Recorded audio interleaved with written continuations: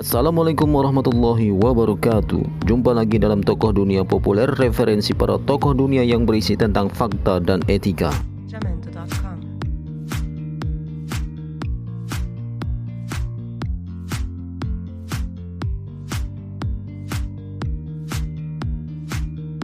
Jamendo.com.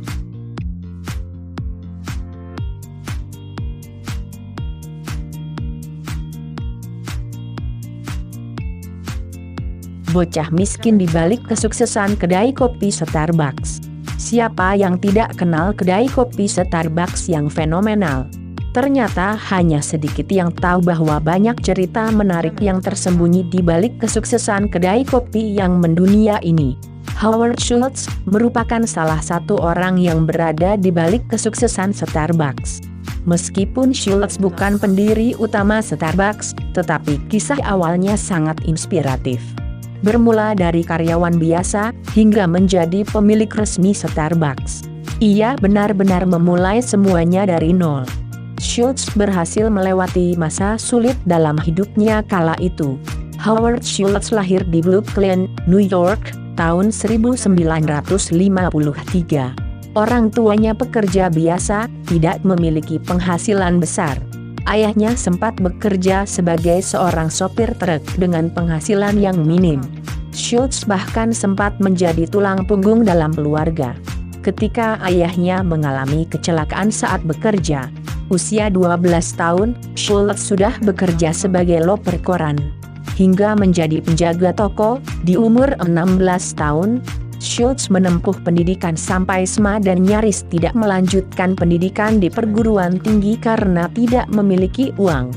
Beruntung, Schultz pandai di bidang olahraga. Ia kemudian menerima beasiswa sepak bola dari Northern Michigan University awal tahun 1970-an. Akhirnya, Schultz menjadi orang pertama dalam keluarganya yang bisa kuliah dan mendapat gelar sarjana. Meninggalkan pekerjaan dan jatuh cinta dengan kopi setelah lulus kuliah, ia bekerja di beberapa perusahaan. Salah satunya perusahaan bernama Hammarplast. Perusahaan asal Swedia yang menjual peralatan pembuat kopi.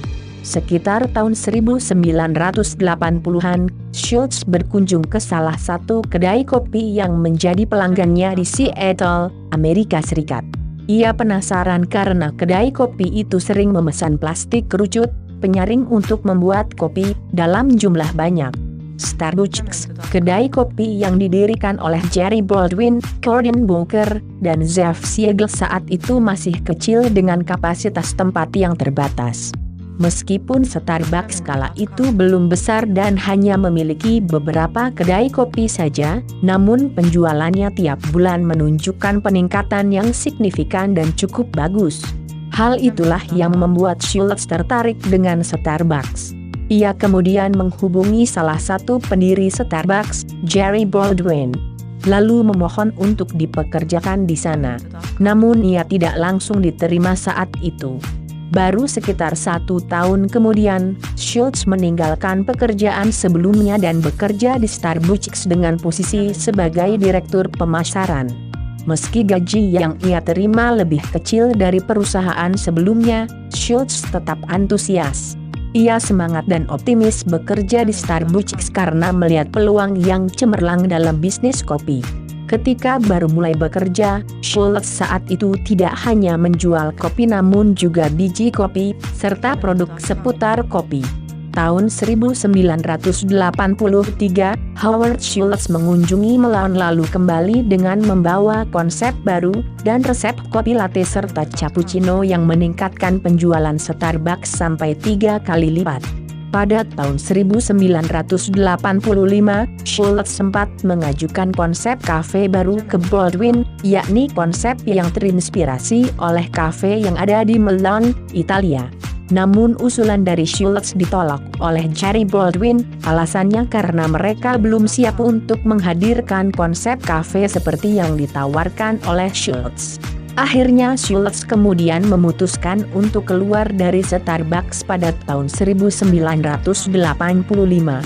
Lalu Schultz bertekad mendirikan kedai kopi yang sesuai dengan keinginannya. Namun, tentunya tidak mudah. Ia membutuhkan modal sebesar $400.000 Amerika. Schultz tidak memiliki uang sebanyak itu.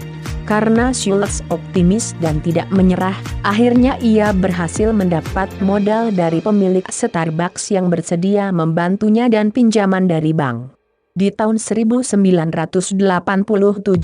Howard Schultz membuka sebuah kedai kopi di Seattle dengan nama Il Giornale. Kedai kopi itu menuai sukses besar. Setahun menjalankan bisnis kedai kopi Il Giornale, Schultz mendapat kabar kalau pemilik Starbucks akan menjual kedainya beserta brand kedai tersebut. Karena mereka kewalahan mempertahankan perusahaan itu, Starbucks dijual seharga kurang lebih $4 juta. Schultz pun langsung menemui pemberi kredit dan meyakinkan mereka untuk memberinya pinjaman baru. Howard Schultz akhirnya bisa membeli Starbucks, menjadi pemilik sekaligus manajer Starbucks. Schultz berinovasi dengan konsep cafe Starbucks yang modern, dengan menghadirkan barista profesional di sudut bar untuk menyajikan kopi secara langsung. Howard Schultz membuktikan ke para pemberi kredit bahwa dalam waktu 5 tahun dia dapat membuka 125 kedai di Amerika Serikat. Dan pada tahun 1992 dia berhasil membuka kedai kopi Starbucks dengan jumlah yang lebih banyak dari rencana awalnya. Siapa sangka, bocah kecil yang dulunya hidup serba kekurangan, banting tulang untuk membantu keluarganya, kini menjadi pengusaha kopi terkaya di dunia. Berkat kegigihannya,